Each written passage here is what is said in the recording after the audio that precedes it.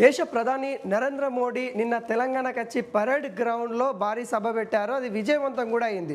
ఆ సభలో నరేంద్ర మోడీ దాదాపుగా 45 నిమిషాలు మాట్లాడారు. ఆ 45 నిమిషాలు కూడా మనం ఒకసారి చూసినట్లయితే 20 నిమిషాలు రాజకీయం మాట్లాడితే 20 నిమిషాలు దేశ భవిష్యత్తు గురించి మాట్లాడిన మాటలు ఏవైతే ఉంటాయో ఇప్పుడు సంచలనంగా మారుతూ ఉన్నాయి.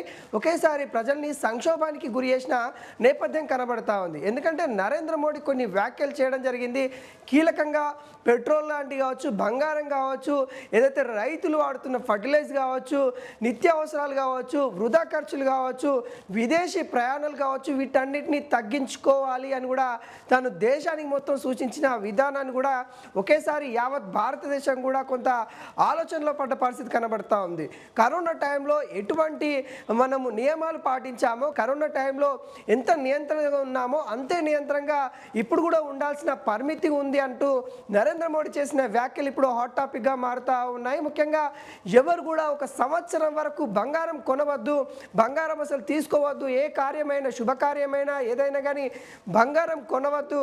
అదేవిధంగా నిత్యావసరాల సరుకులు సంబంధించిన కానీ వంట నూనెకి సంబంధించి ముఖ్యంగా వంట నూనె తగ్గించాలి, వాడకాన్ని తగ్గించాలి, ప్రత్యామ్నాయంగా మరో ధోరణి తీసుకొని రావాల్సింది అన్నట్టుగా ఇటు నరేంద్ర మోడీ చెప్తా ఉన్నారు. అదేవిధంగా పెట్రోల్, డీజిల్, పవర్ ఏవైతే నిత్యావసరాలు మానవ వనరులు ఏవైతే ఉన్నాయో వాటిని అన్నిటిని కూడా తగ్గించండి అన్నట్టుగా దేశ ప్రజలకి సూచించినట్టు కూడా తెలుస్తూ ఉంది. అయితే కరోనా టైంని మరోసారి గుర్తు చేసింది నరేంద్ర మోడీ గారి యొక్క ఆ స్పీచ్ అని కూడా చెప్పొచ్చు. నరేంద్ర మోడీ గారు ఏదైతే మాట్లాడిన విధానం కూడా చూసినా యావత్ భారతదేశం కూడా షాక్ అయిన పరిస్థితి కనబడతా ఉంది. ఏదైతే ఇప్పటికే పశ్చిమ ఆసియాలో జరుగుతున్న ఉద్రిక్త వాతావరణం వల్ల దేశాల మధ్య కొంత యుద్ధ వాతావరణం కూడా కొనసాగుతూ ఉంది. ఈ పరిస్థితులలో భారతదేశం కూడా ఇప్పటికే అలర్ట్ కావాల్సింది అన్నట్టుగా మరి ముందు చూపుగా నరేంద్ర మోడీ గారు కొంత వార్నింగ్ ఇస్తూ ఉన్నారా అంటే అవుననే సమాధానం బలంగా వినిపిస్తూ ఉంది. దేశ ప్రజల్ని ఉద్దేశించి దేశంలో రాబోయే సంక్షోభాన్ని ముందే నరేంద్ర మోడీ గారు హెచ్చరిస్తూ ఉన్నారా అంటే బలంగా అవుననే సమాధానమే ఆ స్పీచ్ యొక్క అంతర్యం కనిపిస్తూ ఉంది. నరేంద్ర మోడీ గారి యొక్క మాటలు మనం చూసినట్లయితే ఖచ్చితంగా ప్రతి ఒక్కరు కూడా కంట్రోల్ చేయాల్సిందే. కొన్ని ఏవైతే వాడకాలు ఏవైతే ఉన్నాయో వాటిని అత్యవసర పరిస్థితిలో మాత్రమే వాడాలి అన్నంగా ఇటు క్లియర్ కట్గా కనిపిస్తూ ఉంది. ఏదైతే దేశ సేవ చేయాలి అంటే ఇవి కూడా చేయాలి. ఏంటి ఏవైతే నియంత్రించాల్సిన పెట్రోల్, డీజిల్ లాంటి అత్యవసరంగా ఉంటేనే వాడుకోవాలి, అనవసరంగా వృధా చేయకూడదు, వాటిని వాడకూడదు.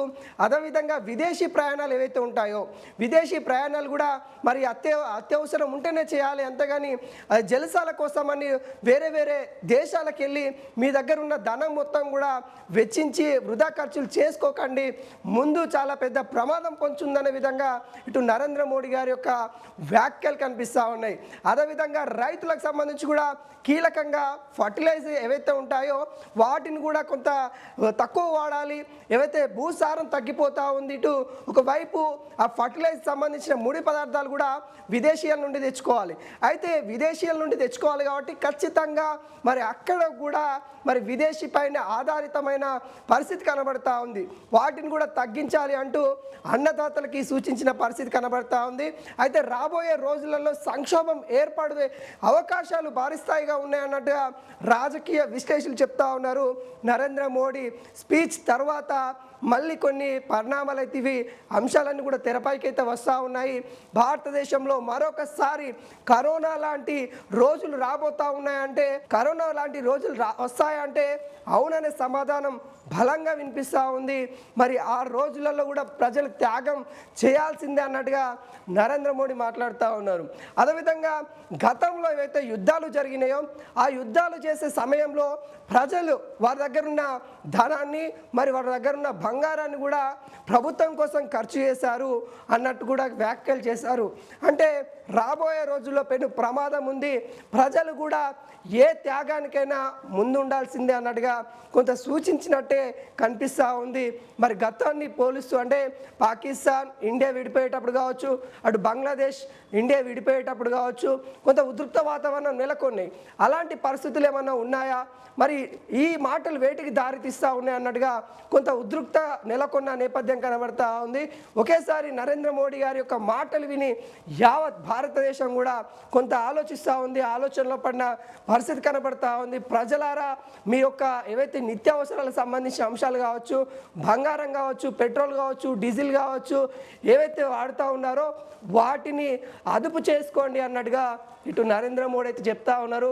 వర్క్ ఫ్రమ్ హోమ్ చేసుకోండి, అంతేగాని అనవసరంగా పెట్రోల్ డీజిల్ లాంటి వాటిని దుర్వినియోగం చేయకండి అన్నట్టు నరేంద్ర మోడీ చెప్తా ఉన్న పరిస్థితి కనబడతా ఉంది. ఇప్పటికే ఎల్పిజి సిలిండర్ కావచ్చు కొంత కొరత ఏర్పడుతూ ఉంది, కొన్ని నిత్యావసరాల సరుకులు కూడా కొరత ఏర్పడుతున్న పరిస్థితి కనబడుతుంది.